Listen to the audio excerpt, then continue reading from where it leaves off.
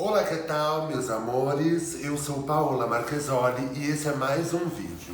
Já peço para vocês deixarem um like aqui, porque esse vídeo eu tô tomando muita coragem, muito tempo já que eu quero gravar sobre isso, e agora eu resolvi falar para vocês. Bom, primeiro eu vou me apresentar para vocês. Eu sou a Paola, uma travesti de 34 anos.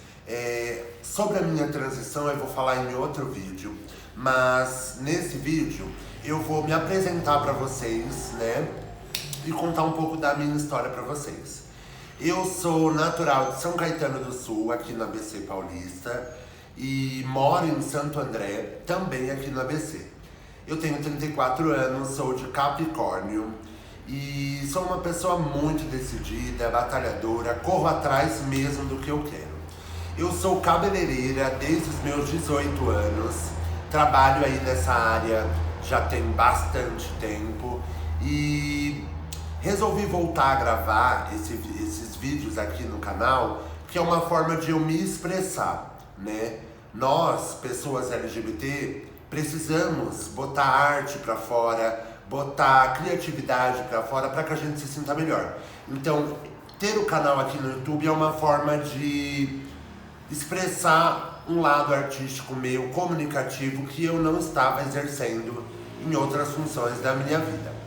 Bom, pessoal, eu nasci aqui no ABC Paulista, mas eu fui embora para o interior de São Paulo quando eu tinha uns 10 anos de idade, numa cidade bem pequenininha chamada Itapira, no interior de São Paulo.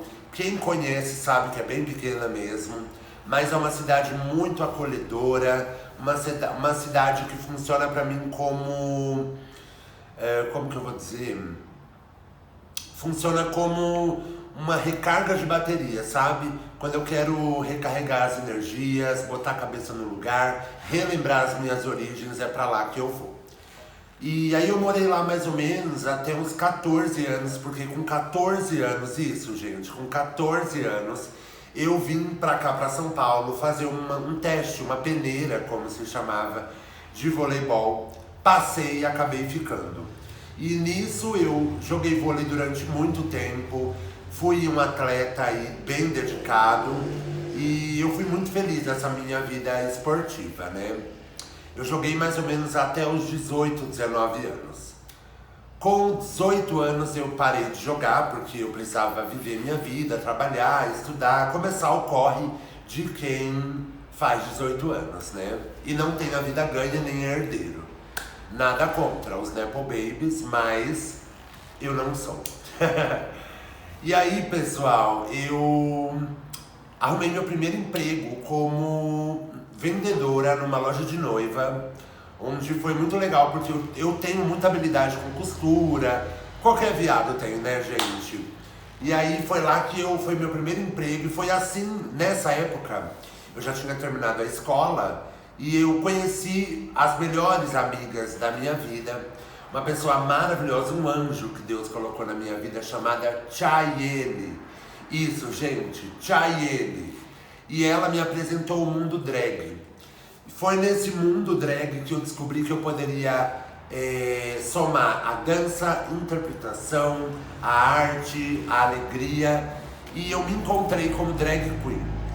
E aí eu comecei a viver essa loucura dos shows, da montação. Foi muito legal, de verdade. E nisso aí eu levei uns 5 anos da minha vida, viu? Foi uma época que eu guardo assim no fundo do meu coração, porque eu conheci muitos lugares, conheci muitas pessoas, desenvolvi muitas habilidades minhas, como maquiagem, cabelo, costura. Porque uma drag, gente, ela tem que saber fazer de tudo.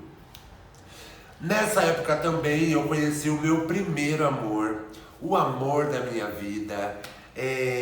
Foi uma paixão arrebatadora, louca, onde eu fui do 0 ao 10, do amor ao ódio com essa pessoa. E foi uma época também muito difícil, porque eu fui morar com ele, mesmo sem ter condições nenhuma, acabei indo morar com ele. E como dois adolescentes, tinham ali muitas divergências, né? Mas eu fui muito bem recebida pela família dele. uma família de pessoas feirantes, né, que trabalhavam na feira. Então eles me ensinaram a dar valor para o trabalho, a dar valor ao esforço, acordar cedo e ir atrás do que você quer.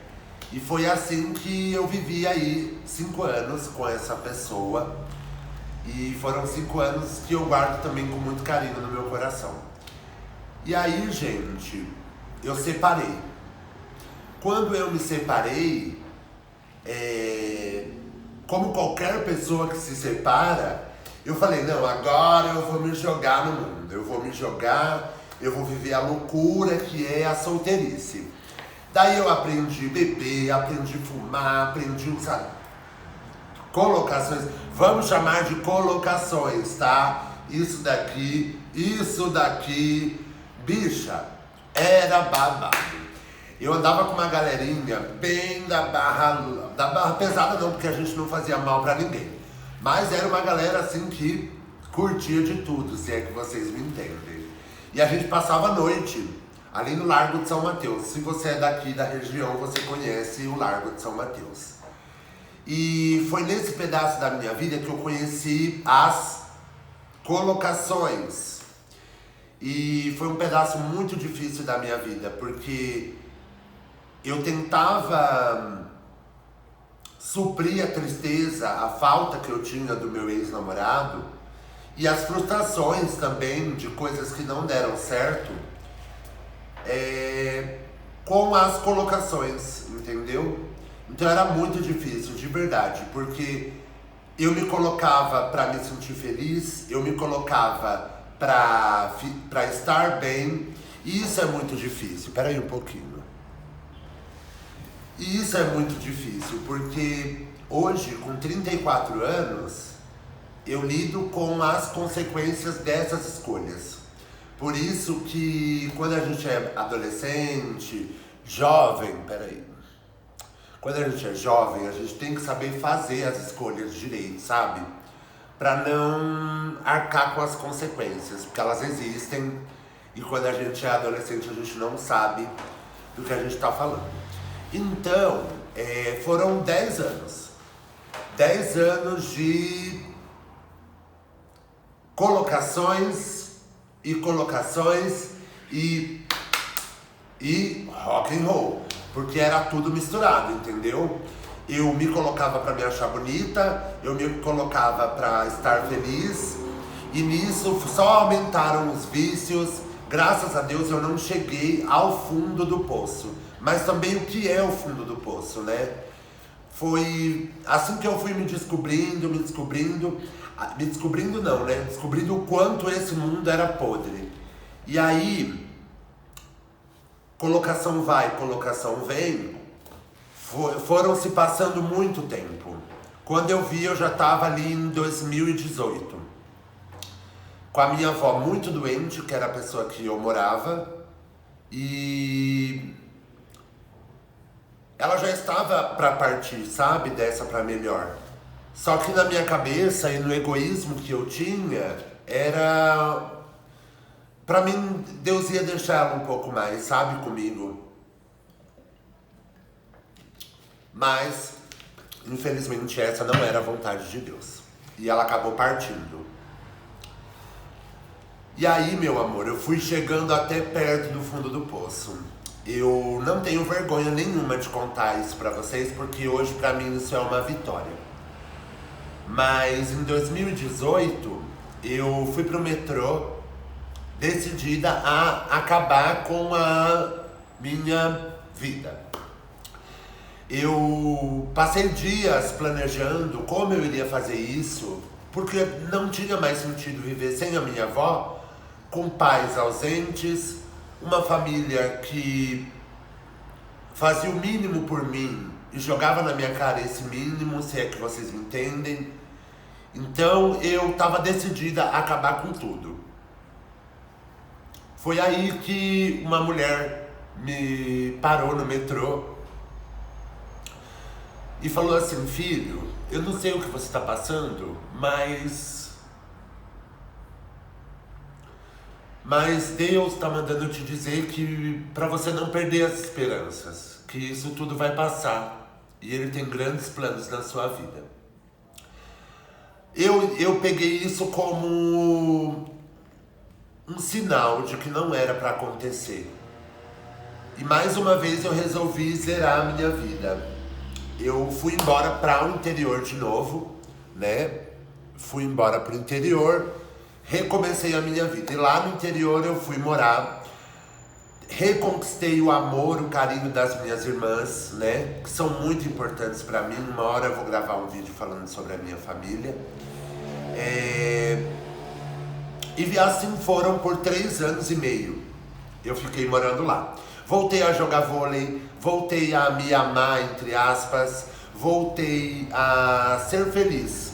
E quando eu digo entre aspas, é porque lá no interior eu já tinha caído em si, caído em mim, na verdade, que eu ainda não estava feliz.